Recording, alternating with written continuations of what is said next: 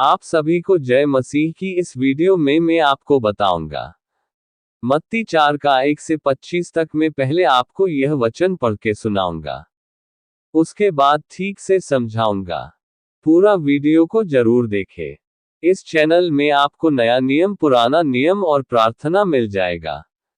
Playlist में आप आसानी से देख सकते हैं। वचन को शुरू करते हैं। शैतान द्वारा यीशु मसीह की परीक्षा। तब उस समय पवित्र आत्मा यीशु को एकांत में ले गया ताकि शैतान से उसकी परीक्षा हो। वह 40 दिन और 40 रात निराहार रहा। तब उसे भूख लगी। तब परखने वाले ने पास आकर उससे कहा, यदि तू परमेश्वर का पुत्र है तो कह दे कि ये पत्थर रोटियां बन जाएं।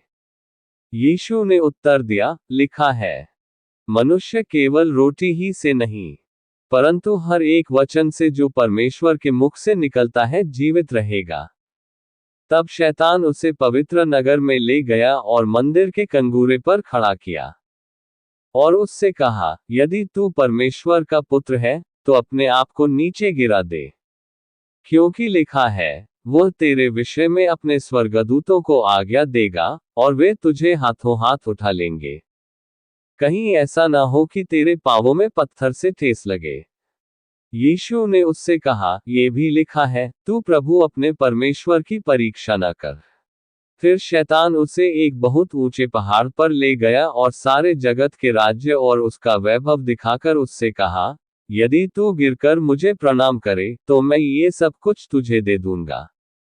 तब यीशु ने उससे कहा, हे शैतान, दूर हो जा, क्योंकि लिखा है, तू प्रभु अपने परमेश्वर को प्रणाम कर और केवल उसी की उपासना कर। तब शैतान उसके पास से चला गया और स्वर्गदूत आकर उसकी सेवा करने लगे। यीशु के उपदेश का आरंभ। जब उसने ये सुना कि यूहन्ना पकड़वा दिया गया तो वह गलील को चला गया और नासरत को छोड़कर कफरनहूम में जो झील के किनारे जबूलून और नप्ताली के क्षेत्र में है जाकर रहने लगा, ताकि जो यशायाह भविष्यद्वक्ता के द्वारा कहा गया था वह पूरा हो। जबूलून और नप्ताली के क्षेत्र, झील के मार्ग से यरदन के पास अन्य जातियों का गलील। जो लोग अंधकार में बैठे थे उन्होंने बड़ी ज्योति देखी, और जो मृत्यु के क्षेत्र और छाया में बैठे थे उन पर ज्योति चमकी।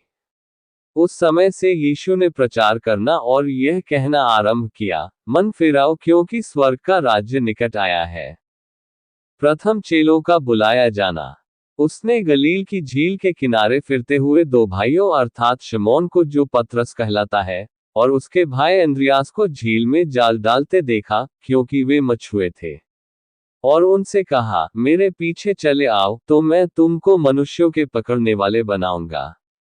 वे तुरंत जालों को छोड़कर उसके पीछे हो लिए, और वहां से आगे बढ़कर उसने और दो भाइयों अर्थात जब्दी के पुत्र याकूब और उसके भाई यूहन्ना को अपने पिता जब्दी के साथ नाव पर अपने जालों को सुधारते देखा और उन्हें भी बुलाया।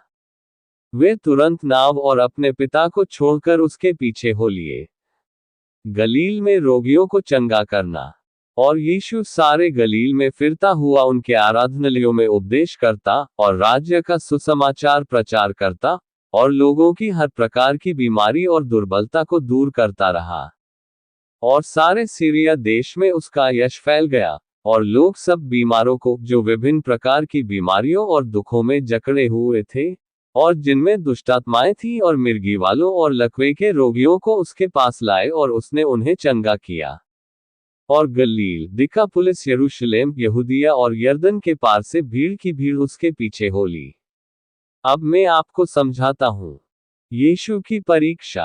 यीशु बपतिस्मा लेने के बाद पवित्र आत्मा की अगुवाई में जंगल में चला गया, जहां उसने 40 दिन और रात उपवास किया। इस समय में शैतान ने उसे 3 बार परीक्षा में डालने की कोशिश की। 3 परीक्षाएं। रोटी का लालच। शैतान ने कहा, अगर तू परमेश्वर का पुत्र है तो पत्थरों को रोटी बना। यीशु ने उत्तर दिया, मनुष्य केवल रोटी से नहीं परमेश्वर के वचन से जीवित रहेगा। अपनी सुरक्षा की परीक्षा लेना। शैतान ने उसे मंदिर की चोटी पर ले जाकर कहा, नीचे कूद जा, क्योंकि स्वर्गदूत तुझे बचा लेंगे। यीशु ने उत्तर दिया, तू प्रभु अपने परमेश्वर की परीक्षा न कर। राज्य और वैभव का लालच। शैतान ने दुनिया के राज्य दिखाकर कहा, अगर तू मुझे प्रणाम करे तो ये सब तेरा हो जाएगा। यीशु ने उत्तर दिया, केवल प्रभु परमेश्वर की उपासना कर और उसी की सेवा कर।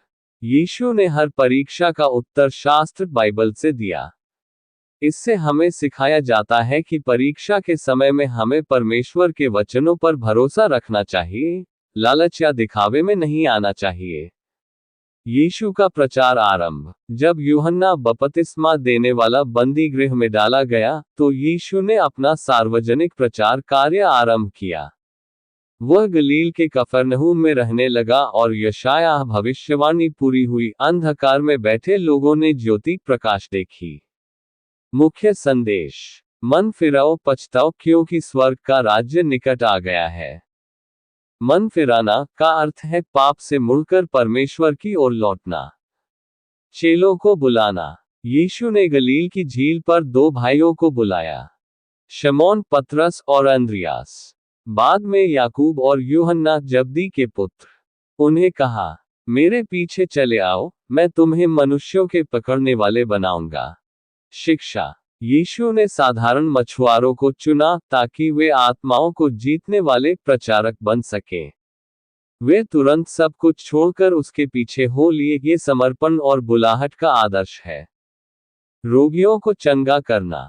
यीशु ने आराधनालयों में उपदेश दिया, स्वर्ग के राज्य का सुसमाचार प्रचार किया, हर प्रकार की बीमारियां और दुर्बलता को चंगा किया। उदाहरण, बीमारियां, दुष्टात्माएं, मिर्गी, लकवा। गलील, सीरिया, यरूशलेम, यहूदिया आदि जगहों से लोग उसके पीछे हो लिए। यीशु की परीक्षा। परमेश्वर के वचन से हर परीक्षा पर विजय। प्रचार का आरंभ। लोगों को अंधकार से प्रकाश की ओर बुलाना। चेलों की बुलाहट। अपने बुलावे को तुरंत मानना। चंगाई। परमेश्वर का दया और सामर्थ्य हर रोग पर। इसके आगे और भी वचन को समझने के लिए हमारे चैनल को सब्सक्राइब करें। लाइक, शेयर एंड कमेंट जरूर करें। इसमें वीडियो नंबर 1, 2, 3, 4, 5 ऐसे ही करके वचन को बताया जाता है। आप इस वीडियो को जरूर देखें और दूसरों को भी शेयर करें ताकि परमेश्वर का वचन हर कोई ठीक से समझ पाए। प्रभु आपको आशीष दे। धन्यवाद।